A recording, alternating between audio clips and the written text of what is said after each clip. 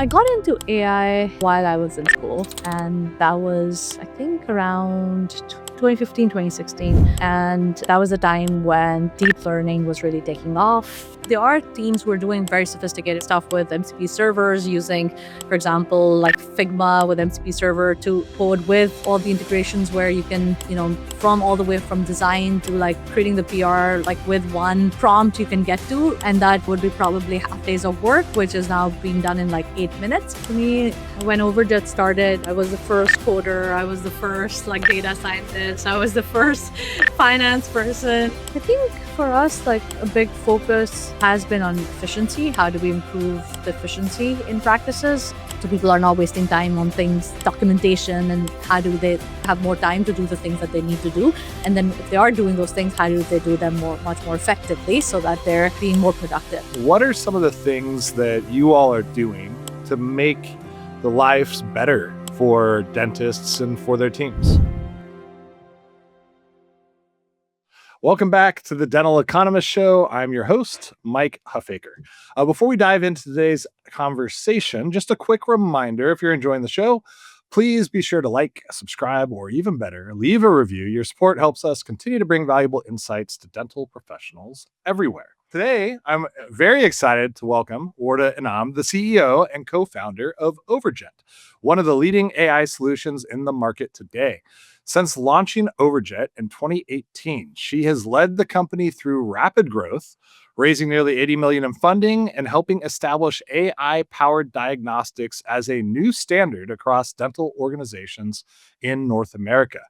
Today, Overjet works with thousands of dentists and many of the largest DSOs in the industry, using FDA-cleared AI to improve diagnostic consistency, strengthen patient trust, and drive better performance at scale. A recent acquisition has Overjet also in the voice space, which we will talk about later. Wardah, it's great to have you on the show. How's everything going today? Everything is going great. Thank you, Mike, for having me. Yeah, absolutely. Now, I've heard your origin story, but I'm sure there are some of our audience that have not. So if you could share the story of kind of how you initially got into the AI space and where you first recognized that there was a real need for this technology. So I got into AI while I was in school, and that was, I think, around 2016, 2015, 2016.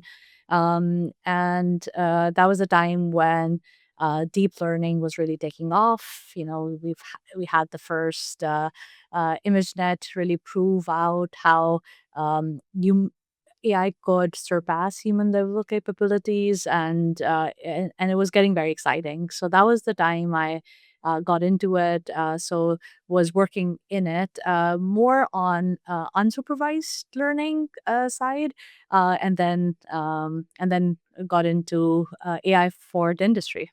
Starting up a business is obviously a challenge. What were some of the biggest surprises or maybe challenges at the outset? Like now, Overjet is this large, successful company. You service thousands of customers, but when you think back to like the early days, were there ever moments where you're like, this isn't going to work, or this isn't going to succeed, or were there anything that came up that just almost felt too hard at the time?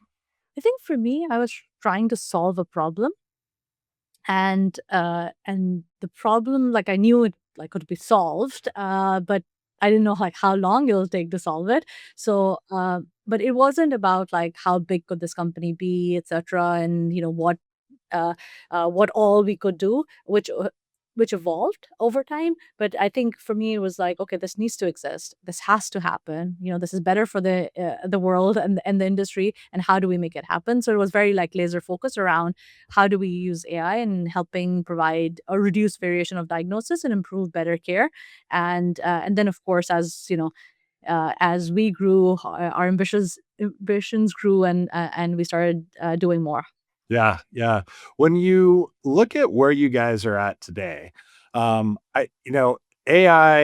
4 or 5 years ago, radiographic AI for decision assistance, decision support, was really new, and there was kind of a notion that the actual identification of the different pathologies could become kind of table stakes at some point. Obviously, you guys have competition, But how do you set the strategy for continuing to kind of expand the scope of the services that you provide to the industry? And I know it's so important, not just about being able to provide the clinicians the assistance when they're sitting at the chair, but what you do with that data and what you do with that information becomes more and more important. You guys have really started to branch out into RCM and all these other areas.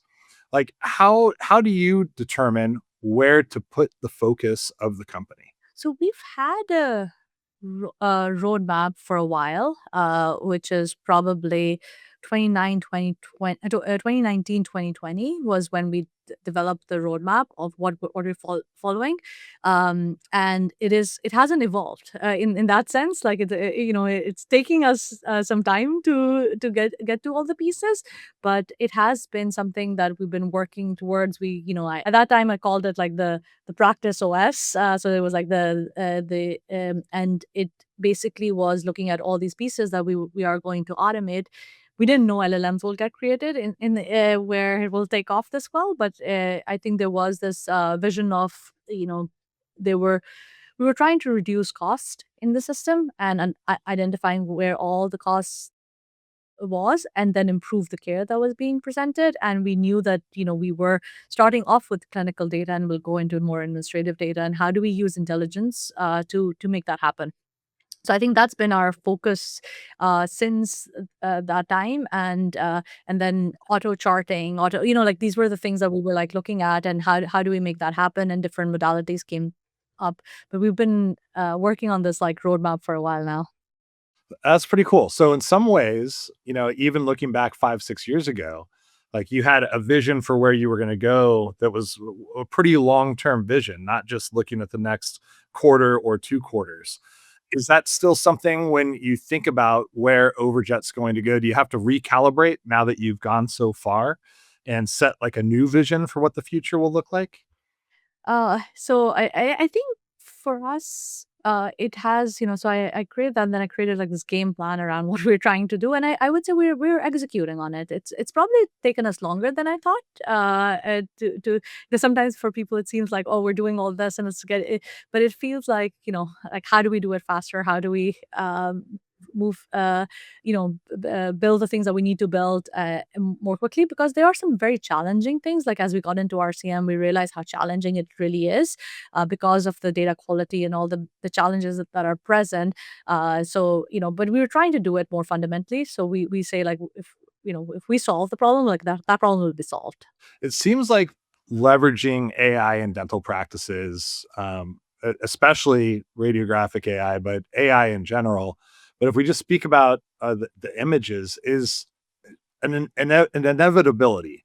Like everyone at some point should be using this.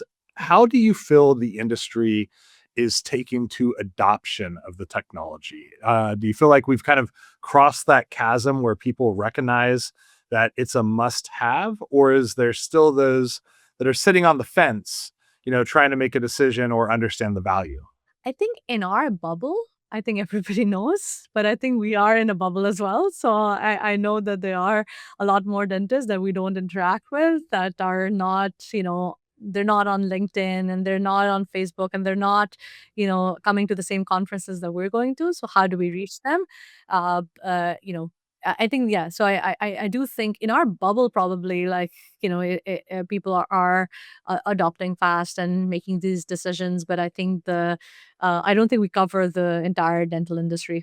Yeah, if you figure that out, let me know because same, I go to my dentist doesn't use AI right now, and I like talk to him about it. I talk to him about all sorts of stuff. They think I'm crazy. I'm like bringing up Curadont. They're like, "What's Curadont?" I'm like, "Why am I educating you on Curadont? What's going on here?" But yeah, there can definitely be the case of staying in a bubble. What do you think would have to change to have that reach be even more pervasive in the industry where everyone lives with where we make the bubble bigger and it includes everyone. Yeah, no, I think about this a lot. I don't know. I don't think I have the answer. We of course come up with ideas around, like what are the other bubbles that we have not connected with, and the good thing is there are these. interests groups. So, the airway dentist is like one area, or you might have like more people who are like connected more towards like specialized dentistry that they're doing. So I think there are like folks that are grouping together in different areas that we might be able to, but also like leveraging, partners where if we're not reaching that bubble, somebody is probably, and who is that? So it's something that we like think about and try to like increase as much as we can. Yeah. All right. So give me a real answer. How hard is it to work with all these practice management software companies? I would say it is it is challenging. I was actually talking to an investor in the morning where I was saying with the even healthcare has some standards around, for example, Epic with the fire standard, or in dentistry we don't have any standards, and or that are getting adopted, and I think that creates a lot of challenge around what data is available, what data is not available, especially when you're at the cutting edge. You are like using fields that nobody has used before, and that becomes a limitation. Or you want to write back things, and now that was not available. So I think we're pushing the boundary. It will become very much easier for the next generation of companies, because we've kind of pushed the boundaries on the APIs. But I think for us it's been challenging first to get access to the APIs, then to like have the right APIs to actually interact with these systems, and then have a lot of energy go in maintaining all the different systems that we have to integrate with and maintain. And I think if we had better standards around this and better interoperability, then we wouldn't have to spend that money and energy into things that don't add value to customers, and then like actually be able to spend money on things that add value. So I think that's been like the biggest challenge, and the amount of resources that go into like integrating with all the PMSs. Yeah. When you look at your team internally and the development and the building of the software, um, you mentioned sometimes it takes longer than you want, and I think we all feel that way in the software space. And then you look back and you recognize just how much has been done. But in the moment, you're like, wow, like why isn't this happening faster? But I do think that we're starting to see the acceleration of development, and a lot of these tools that are out there, like Claude Code and others, seem to be um, providing the ability for engineering teams to innovate at a pace that they could not previously. Are you seeing that? Like when you look at your own use of AI within your organization, where do you see yourself getting the biggest benefits? We do have a mandate around the entire engineering org to be using Cursor, and you'll be using these tools. And there are teams who are doing very sophisticated stuff with MCP servers, using, for example, like Figma with MCP server to with code with all the integrations where you can, from all the way from design to like creating the PR, like with one prompt you can get to, and that would be probably half days of work, which is now being done in like 8 minutes. um, so I think front end, definitely that there's a lot there. I think it gets more difficult when you have that much code and connections, and that we have to deal with the back end, and especially when it's coming to prototyping, that's being done much more quickly than before. Other areas other than coding that we are like fully utilizing AI would be in like IT as well. So like I think that team is really benefiting from it, and the responses are coming in much faster. Um, uh, uh, f- uh, and then we of course like ChatGPT, and for the knowledge work that's happening. We do of course have like we have Notion with AI as well in it. Their agents are getting much better. So I would say, yeah, like the use of AI is increasing significantly internally as well. That is of course helping us get better at how we operate. And I've also had this you know, documentation and summarization use case that has been across the entire company, in terms of like the whole company writes these lattice updates that get summarized and shared with the entire company, so that they can then see what is actually happening. What did we all accomplish in 1 week, which would not be possible without this kind of technology. Yeah, yeah. Now you recently completed an acquisition, DentalBee, is that correct? And this was the first acquisition, I believe, that you have completed since you launched Overjet. Is that right?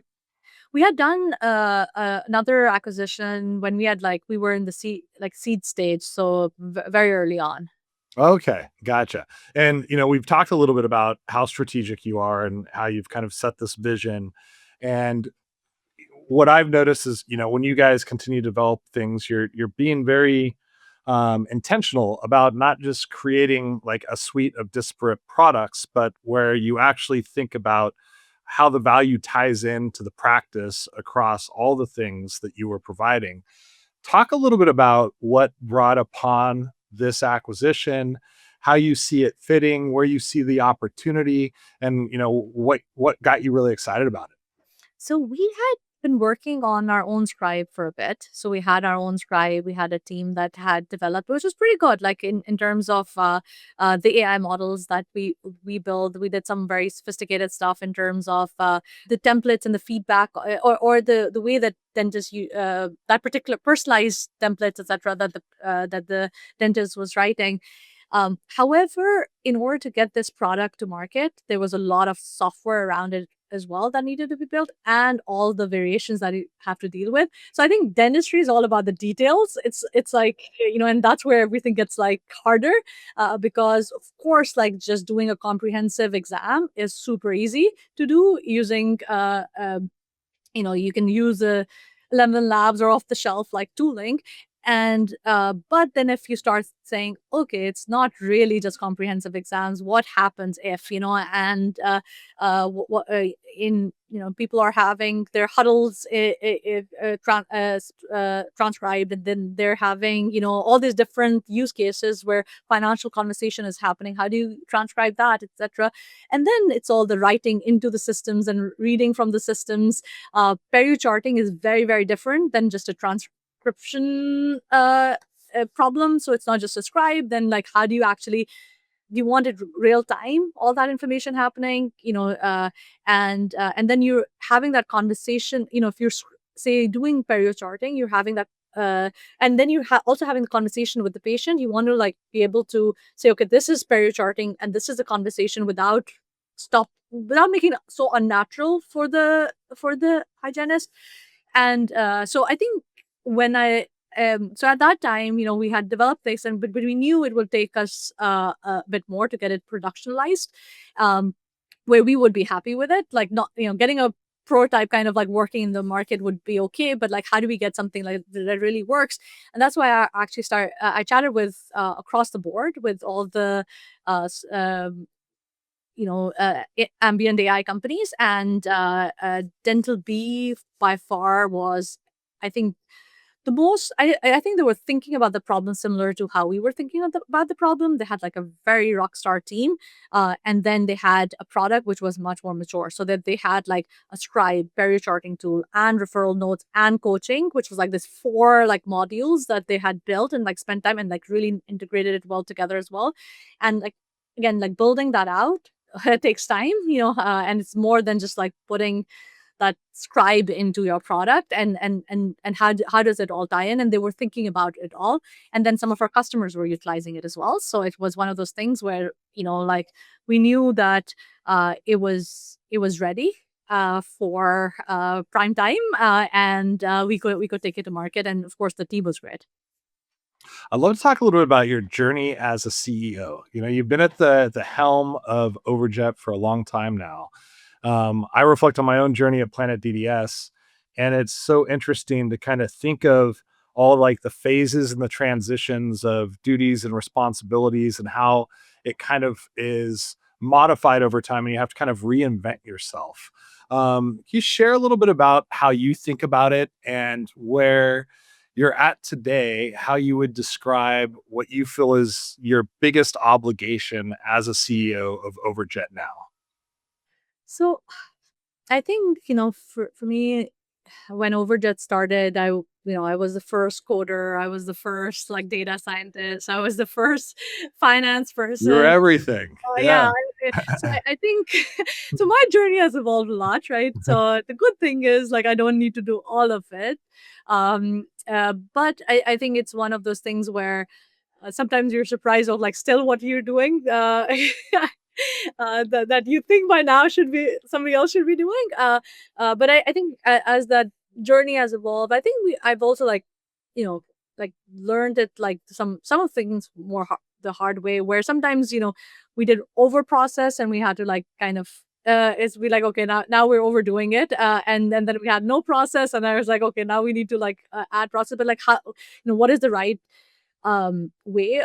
How do you, I think there's a, at the space that we grow in a VC backed startup, there, how do you manage the chaos with the process? And I think that's like the fine balance that you're always like trading off, because if you try to put too much process and too much, you could curtail it too much, then first you lose all these like, people who are like like stars, and like they're rock stars, and like they shine, and like they have the magic, and you're like basically stopping it. But then also on the other side, you need that, a process, etc., to occur, so you can hire people who, everybody will not be a rock star, that would be joining the team as well, and it should still function. So I think it's like that has been like probably like getting better at that balance of what that looks like, in order to, and what is the how much magic to put in, and how much like a standardized process to put in as well. I think for me, uh, as a CEO, there's usually like two things that I'm focused on. One is something in the business that's not working, that I need to be like, involved in personally, to make sure that that's like the bottleneck. Like if we unlock that, like we can, really let it grow at the pace that it can grow, or like supercharge something that needs to move. And then the other is like trying to like set the right culture, and like instill the right instill the right culture, as well as like create the right processes, etc., so that we are all like rowing in the same direction, rowing in the same way, and pudding is leading to the output. Yeah, yeah. No, I think that's all really well said. And when you start a company and you wear all the hats like you did, I think founder-led businesses have something special about them. They have that extra vision, that extra motivation. There's the clarity that you get that you may not get elsewhere, and you also have that passion tied to it. But it's also, I hear when I talk to founders, it's like it's hard to stop rolling up your sleeves sometimes and doing the work, because when do you know to be able to pass it off, or when do you hand it off, and how do you relinquish the control? Especially now, I have this problem too. Sometimes like, wait, but I do this better, but now I have to give it up. How do you think about, as you grow the team, the challenges of relinquishing some of that, and giving it to others? So the way I look at it is there's two things. One is like things that like, that are very important to do. And then, the things that just like have to happen. And at the different times of the times, it might be something else, right? So like say sometimes it might be, okay, we like finance might be something that's just like has to happen, but it's not something that we are like really like, or at times it might be like, okay, here's the issue and we really need to solve it. So I think one is, so that's easy for me to do. So if it's like, here, this is not the, like if my input in it will not like radically change the output, like that, then it's not going to be an area that I'm going to focus on. So like that narrows the scope. It's like, okay, what are the like the key things that just like have to happen for us to for us to succeed? So that's where my energy is going. That's the easier bit. But then when it comes to like then those key things, for me, it's like, is the person doing the job better than I am at it or not? And I think that's the bar that like that needs to be there, and that's what I look for. And I've been fortunate enough that there are like many functions that that's true, right? Like that the people leading it are better, and like and it's really fun to work with them. And then if they're not, then that's the hard part, right? And I think the question is like, what do they bring that I don't bring? And it might be just like this ability to work with the team a certain way, or it might be like they're like trying to decrease the chaos, or whatever it might be. Um, but if I'm like diving into something, then there's like, like it's going to be high velocity, high intensity, and but it will go on for a bit where like we'll get it in order, and then I'll like move on to the next piece and, like try to solve that. Of course, there are some things that I just need to own, like investor relations or, some particular customers or something like that. But other than that, I think it's more that like finding people who are better than I am at those things. And then like, and it's a lot more fun to work with. Yeah, yeah. I like the way you framed it before when you were talking about kind of the two areas that were really important. The first one was effectively like shining the spotlight on anything at any given time that you deem to be of the utmost priority. That might be something that's the bottleneck or the log jam. So it means you're having to constantly keep awareness of the entirety of the business to understand where you need to prioritize, where you need to focus, and then you do the CEO drop in, and everybody's got to act with velocity and move forward and solve that issue. You mentioned as the second piece, culture, and I love the topic of culture. How do you think about culture? What's the importance of it?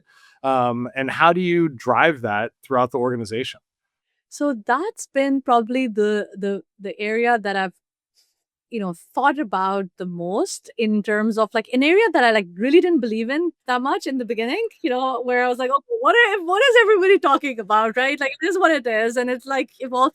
But then, as I think it was like the second layer started to appear, and then it was like, okay, wait, and we had these like microcultures develop, and I think that was the thing where it's like, okay, is this the same company? What does it look like, etc.? Or is it just like, every leader is like creating their own culture, etc.? And I think that was probably one of the realizations where then we started, of course, like setting the values and ensuring that the values were then being utilized in the processes, and like, hiring and in performance reviews, in, like having the Slack emojis for the values, etc. Like, like really like instilling those values in the company. I actually write a weekly update to the which is like shared with my team, but it's public to everyone, and people outside my team also look at it. And I would say it's, at least like every other week it will be about something like this, of things I'm noticing or things that we need to like focus on, or like around this stuff. It might be, you know, uh, uh, around how we're responding to each other, or it might be like on communication, or the pieces. But it is a constant thing that you have to like keep track of. We are coming up with an interesting performance management system right now that we're excited about. It hasn't been rolled out to the company yet, but I'm working with our head of talent to come up with something that I think will make it even much more tied together in terms of the values coming closer to the projects that people are working on. Are you able to say more about that? Now you have me super intrigued. We're trying to like quantify it more, and have it less be that subjective around what happens, and having the value being like having demonstrable capabilities on each value. So like, and then somebody selecting that particular. So like, you might be at the basic level or advanced level, or like but not just saying basic or advanced, like literally says what that level means, and you have to like pick a score, and then being able to like do it in such a way that like it all ties back, and you can now see yourself comparing to others, that where do you stand, and so we're trying to make it more quantitative rather than it being subjective, and see how that works out, and then having a focus on delivery, velocity, and impact. So like, for the projects that you're working on, are you completing them on time? Are they high quality? And are they of higher impact? So like actually rating that, so that you can actually see like how are you doing. Got it. So, kind of the ability to quantify to what extent people are exhibiting the core values that you have within the company, and kind of where they're at, like on a scale, and so that they're aware as well about the perception or the belief that their leadership has on how they're living up to the core values of the company, and then tying it to kind of a performance, quality, velocity metric where it's like, yeah, it's great to live up to the values. You should do that.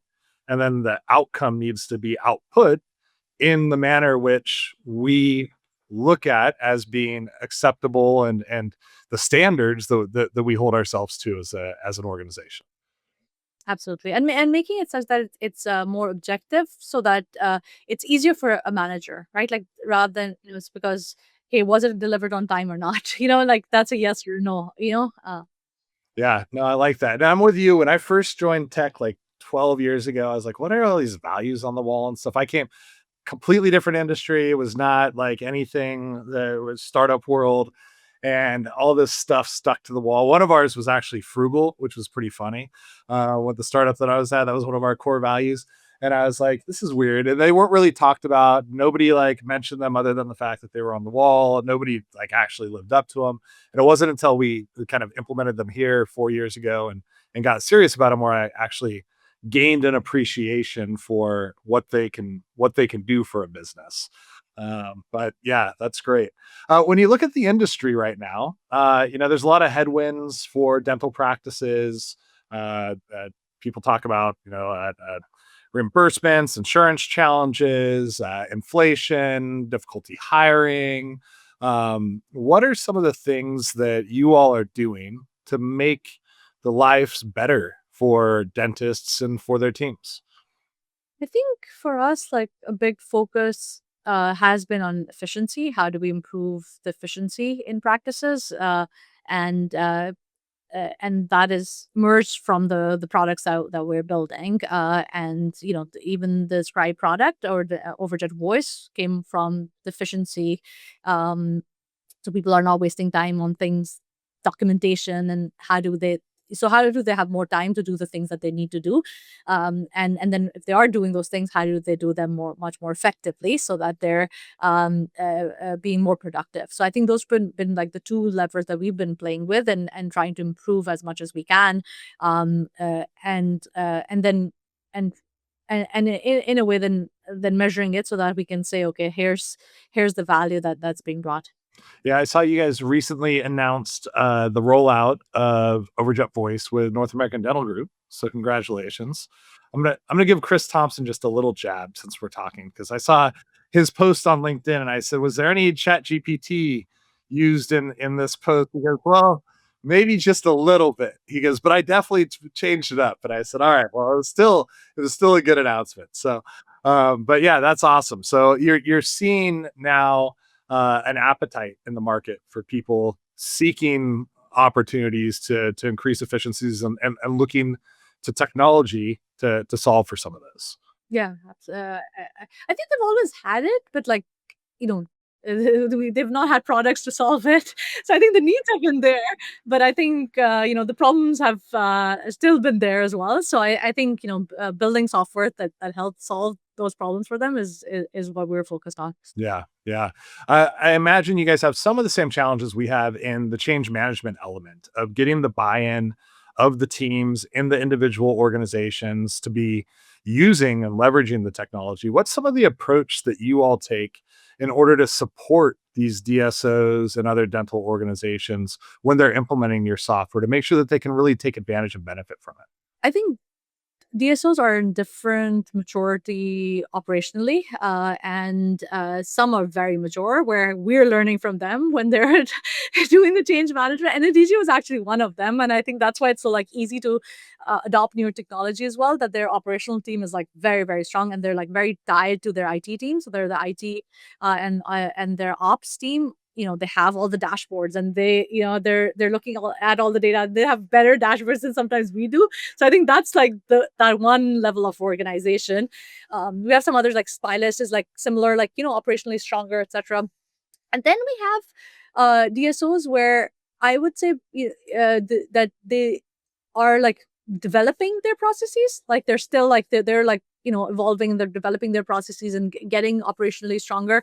And I think that's where we like partner very well with them, and like we're also helping them figure out how this goes from like top down and bottoms up, and ensuring that it's part of all their different processes that they currently have. So they're not adding new processes. Like where in the process do we need to add or make the changes?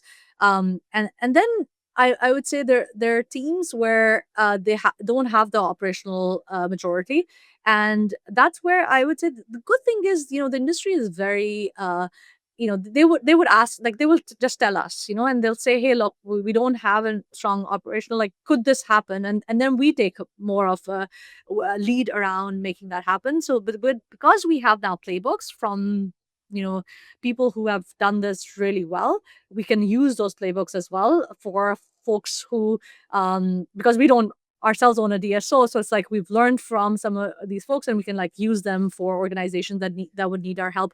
We currently are working on a playbook with Imagine that we're very excited about, and that will basically hopefully roll out to others too, that they've given us permission for. So that helps us build something that others can use too. That's awesome. I had Dr. Puri on the podcast this morning, actually. Of course, it'll be released a separate week when people are listening to this. But yeah, Imagine's doing some really interesting things from an educational perspective. So that's a great partner to do something like that with. What are you most excited about when you look at 2026? I mean, we're just a couple weeks in here. As you're kind of looking forward, what's getting you excited? So 2026 is going to be like a very tough but like year for us in terms of with all these products that we're introducing into the market. There's going to be a lot of moving pieces that we will have to make sure all connect well together, and operationally we're running as effectively as possible, because we're also trying to improve ourselves operationally as well as we grow more. So I think it is it's an exciting but a challenging year that we're looking into. Like, I think we will all have to grow. In terms of the products themselves that I'm very excited about, we talked about voice, so that is of course one of the products, and really seeing, I think it's going to be big. Like, I'm projecting it, especially because of the modules that have been built.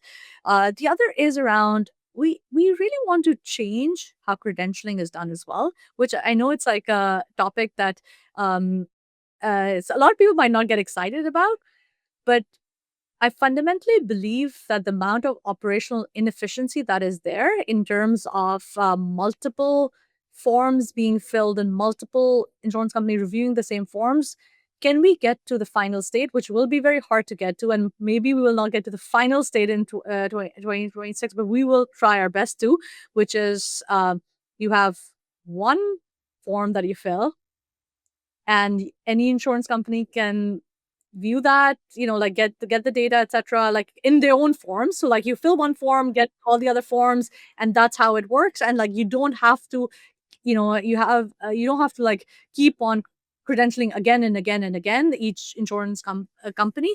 I think that is one with that I'm very excited about.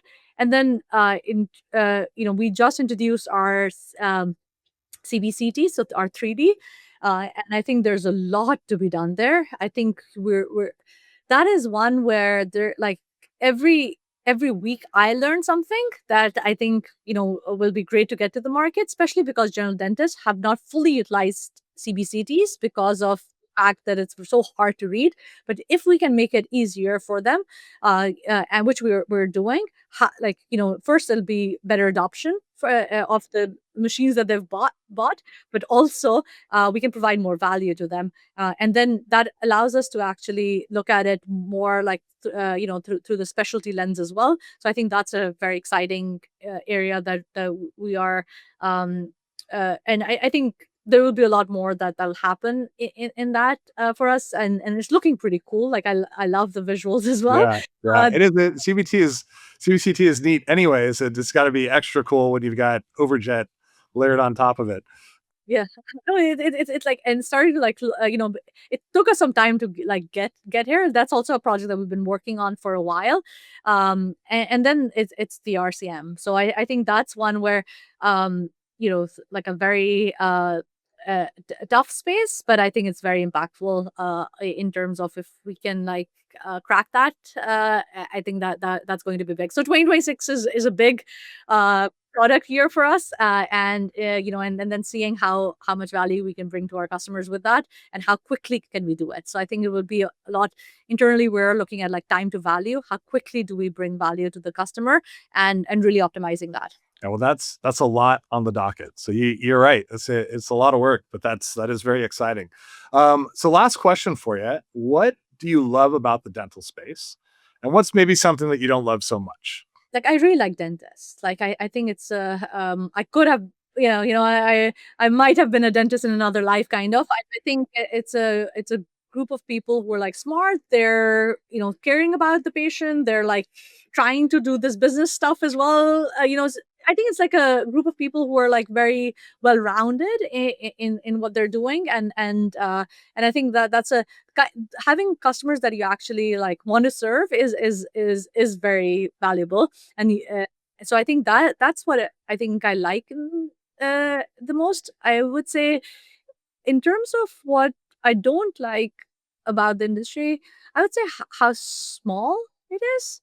And when I say small, it's like if there's this thing of like there's a pie and everybody needs to get this piece of the pie, rather than like saying how do we increase the pie, and how do we like how does it get better for everyone. And I feel like that piece of it is probably, that is like, and if you see it, for example, DSOs don't have that. Like, it's so like, when I first went to the DSO conference, that was my first realization. I was like, whoa, like they're not seeing themselves as like competitors. They're actually working together. And I think that's why DSOs have made the amount of progress that they've made in the time. Um, and I don't think that's like common, right? Like, and so that, again, that's a good thing about the industry. I can talk to a DSO about another DSO easily, and they'll be like, okay, yeah, what do we learn from, rather than say, oh, like, don't talk about, they're our competitor, right? And but I think in the tech world, like the companies serving, just because there've been a limited number of companies serving these players, and the software budgets have been smaller, and I think that that's going to change. Like, that is changing already, right? Like, people are spending more on software than they ever had, because it's bringing them efficiency across their services and other pieces. But I think that will be a positive trend. But I think that has created like dynamics where it's been about like having a bigger piece of the pie rather than increasing the size of the pie. Yeah, yeah. So I lied. I have one more question that I just kind of came to mind as you were talking. Um, there's a gentleman on LinkedIn, and he's been posting updates on like how many software companies are servicing the dental space, and I think he's got it up to like 500 now or something like that. Well, obviously, you guys made an acquisition this year. Do you foresee there being more consolidation, especially in light of how many AI companies have been made? Or do you think some of them are just not going to be successful? Kind of, if you had to pull out your crystal ball, how does this shake out with like that volume of companies servicing the dental space? Is there space for all of it? Is the industry large enough? So I think a lot of companies will not work out as well, and that's been in the past as well, right? We've had like smaller companies that have been there. So I think that will be true. Not work out in the sense that, like, I think they will get to like some revenue, but I think doing it efficiently and scaling is hard in this industry. It's actually very hard when you're serving SMB. Like, it's it requires a lot of really working out all the processes that need to be worked out. And then I would say I don't see that much consolidation happening. Consolidation would happen if like there's a lot of innovation happening, but I don't see that much like innovation happening with the newer companies. I think there is because, of course, like, you want to buy a company because either like you can develop it yourself, like, it's a build versus buy decision. So I don't until unless they're doing something very unique and you're getting those perspectives, then I think even for us, like, we would but it is very hard for us to acquire companies where they have the tech, strong tech talent, and the right approach as well. So there will, of course, be some acquisition, but I don't see like a major change happening because of like newer companies forming, until unless we see some like amazing stuff built from them. Yeah, no, well said. Wardah, thank you so much for joining. Appreciate it. Thank you, Mike. Thank you so much.